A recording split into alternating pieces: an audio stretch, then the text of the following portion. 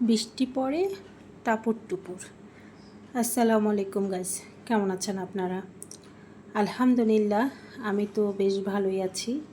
আজকে সকালে ঘুম থেকে উঠে দেখতেছি খুব বৃষ্টি হচ্ছে, তাই ভাবলাম একটু ভিডিও করি। তো বৃষ্টি দেখে তো মনটা খুব ভালো হয়ে গেল। অনেক গরম ছিল, গরমের মধ্যে বৃষ্টি। তারপরে ভাবলাম আজকে কি রান্না করা যায়। তখন ফ্রিজে চিকেন ছিল, বের করে নিয়ে চিকেন রান্না করলাম, খিচুড়ি রান্না করলাম। আসলে বৃষ্টির দিন চিকেন, খিচুড়ি, গরু মাংস এসব খেতেই বেশি ভালো লাগে, তাই না? আমার মধ্যে কে কে আপনারা বৃষ্টির সময় গরু মাংস, খিচুড়ি খেতে পছন্দ করেন? আমি তো খুবই পছন্দ করি। প্রথমে মুরগির মাংসটাকে খুব ভালোভাবে ভেজে নিলাম, তারপরে একটা ফ্রাই প্যানে সব ধরনের মশলা দিয়ে দিব। এখন এক এক করে তেজপাতা, পেঁয়াজ কুচি দিয়ে একটু ভাজা ভাজা করে ধনিয়া, জিরা, হলুদ গুঁড়া, মরিচের গুঁড়া সব মশলাগুলো দিয়ে খুব ভালোভাবে কষিয়ে নিব। এখন এখানে টক দইও দিয়ে দিলাম, টক দই দিলাম, একটু রোস্টের মশলাও দেব, রাঁধুনি রোস্টের মশলা দিব।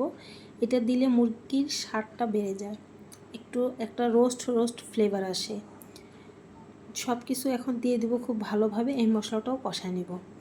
এই মশলাটা কষানো হয়ে গেলে আমি এখানে মুরগির মাংসটা খুব দিয়ে দেবো। দেখুন, আমি মশলাটা কষাইতে কষাইতে লাল করে ফেলেছি।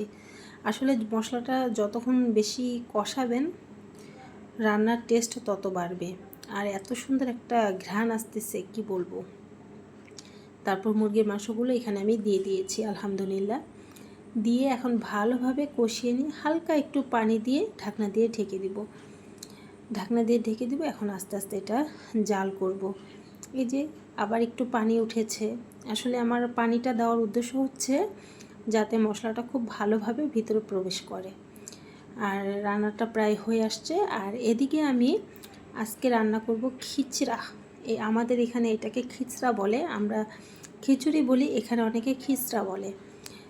যাই হোক, পেঁয়াজ দিয়ে দিলাম তেলের মধ্যে, তারপরে ধনিয়া, জিরা, মরিচের গুঁড়া, আদা রসুন বাটা দিলাম, দিয়ে বুটের ডালটা আমি ভিজিয়ে রাখছিলাম ওইটাও দিয়ে দিলাম। ওইটা দিয়ে খুব ভালোভাবে কষায় নেব। আর এদিকে পোলাও চালটাও ধুয়ে পানি ঝরায় রাখি, পোলাও চালটা দিয়ে দিলাম।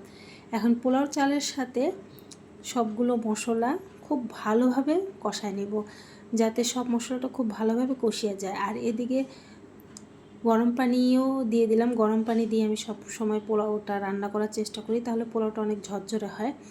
গরম পানি দিয়ে হালকা আছে কিছুক্ষণ জাল করে ঢাকনা দিয়ে ঢেকে রাখছিলাম। দেখুন কতটা ঝরঝরে হয়েছে আমার পোলাওটা। ভিডিওটা কেমন হয়েছে অবশ্যই কমেন্টে জানাবেন। ভালো থাকবেন সবাই।